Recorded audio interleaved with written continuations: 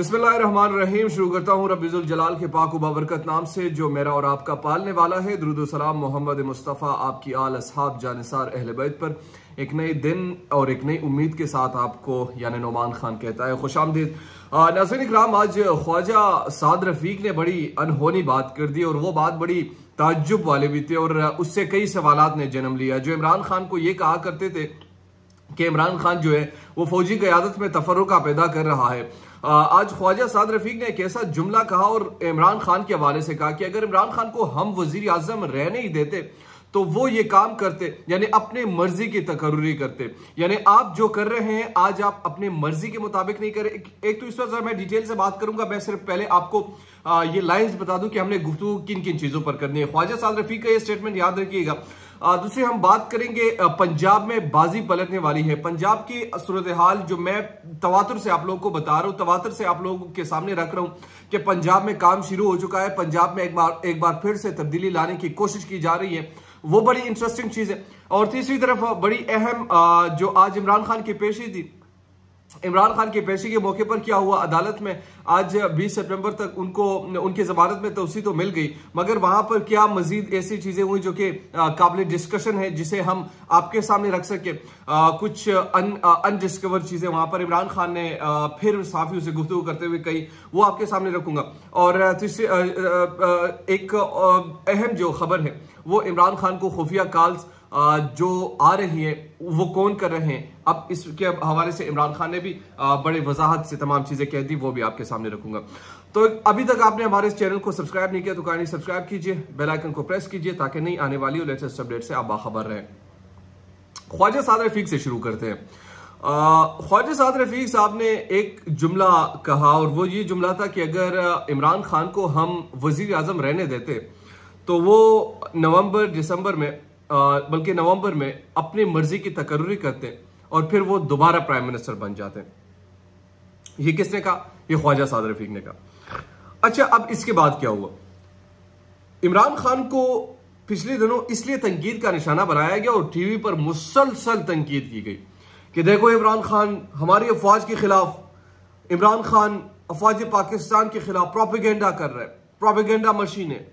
कौन फौजी अफसर ऐसे हो सकता है जो कि गैर मुहिब वतन होगा? कौन ऐसे हो सकता है जो कि पाकिस्तान से प्यार ना करता होगा?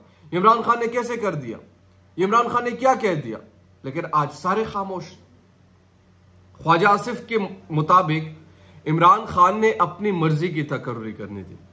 इट्स मीन कि आज आप जो तकर्रुरी कर रहे हैं वो आज आप अपनी मर्जी की कर रहे हैं। यानी इमरान खान जो तकर्रुरी करता आपके नजदीक वो एक मुहिब वतन पाकिस्तानी ना होता, मुहिब वतन आर्मी ऑफिसर ना होता या नहीं होता, लेकिन आपका वहां पर इख्तिलाफ था।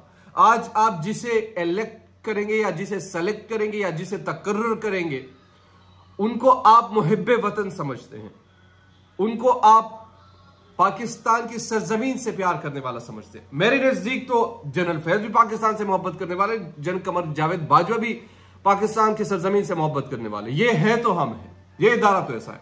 लेकिन ये तफर्रुका अगर इमरान खान डाल रहे तो दूसरी तरफ से ख्वाजा साद रफीक भी डाल रहा है, उनको भी अपनी मर्जी का बंदा चाहिए। लेकिन लगाने दीजिए, पाकिस्तान मुस्लिम लीग नून ने जब भी तारीख में किसी ऐसे शख्स को लगाया उसी ने उनके कहां पे सीने में मैं कह देता हूं, बगल में नहीं, सीने में छुरा घूम पाया और उन्होंने उसकी कीमत भी अदा की। आज एक मरतबा फिर से वो बड़े खुश जोश दीदा दिली से वो बात कर रहे, शायद कस्में भी ले, कुरान भी उतारे कि हमें गारंटी चाहिए, मगर इनको नहीं मालूम, इन्होंने सीखा कुछ नहीं। तो ये ख्वाजा साद रफीक ने जो गुफ्तगू की, इस गुफ्तगू को लेकर ये सवालात अब उठने शुरू हो चुके हैं। तो क्या आप यानी आपने ये तफर्रुका डाल दिया है कि इमरान खान जिसको तकर्रुर करते या जिसकी तकर्रुरी करते वो गैर मुहिब वतन आपके नजदीक होता। आज इमरान खान ने वही बात कर दी तो आप उनको कह रहे गद्दार है, फिर उसी कैटेगरी पर आप भी गद्दार है, आप उससे बड़े गद्दार है, क्योंकि आपने एक जुर्म किया। जुर्म के होते हुए आपने सिर्फ इस बात पर किया कि इमरान खान जो है वो एक गैर मुहिब वतन शख्सियत को इनडायरेक्टली आप ये कह रहे हैं ना, ये बड़ा अहम सवाल था। अच्छा, दूसरी चीज, पंजाब में तब्दीली, मैं मुसलसल और तवातुर से इस पे बात कर रहा हूं। पंजाब में तब्दीली की जो हवा है वो मुकम्मल तौर पर अब बंद हो चुकी है, क्योंकि पहले जो होमवर्क उन्होंने करना था वो होमवर्क वो कर चुके हैं और बड़े तेजी से वो कर चुके हैं। उस होमवर्क में 3 बड़ी अहम चीजें मैं आपके सामने रखता हूं। पहली चीज, परवेज इलाही साहब के सामने सबूत रखे जाएंगे, वो लोग रखे जाएंगे और उनके सामने बताएंगे कि जनाब ये देखिए ये लोग हमारे साथ हैं। इसमें आपके 6 काफली की भी हैं और इसमें पाकिस्तान तहरीक इंसाफ की भी है, कुल मिलाकर कुछ 13 की तादाद में। तो आप अब ये कीजिए कि या तो हम आपके खिलाफ अदम एतमाद लेके आएंगे, दूसरी जो एक रास्ता है वो ये होगा कि आप हमारे साइड पे आ जाए, आप ही वजीर आला रहे, लेकिन उनके पार्टी को आप छोड़ दे, हमारे वजीर आला बनेंगे। तीसरी कुव्वत या तीसरी राय उनको ये मिल सकती है कि आप फिर नाअहल हो जाए या फिर हम आपके खिलाफ अदम एतमाद लेके और वो कामयाब हो जाए।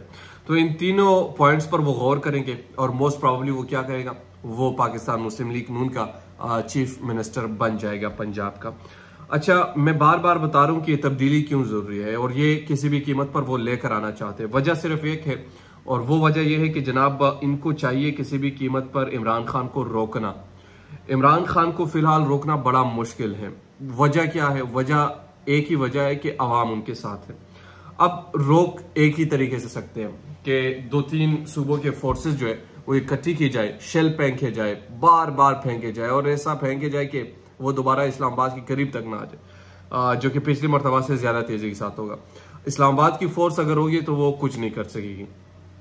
वैसे वो आर्मी को भी बुला सकती है, लेकिन चूंकि हालात को अगर इतना खराब कर दिया गया तो फिर हालात हाथ से भी बाहर निकल सकते हैं और इस मरतबा बहुत ही ज्यादा खराब हो सकते हैं।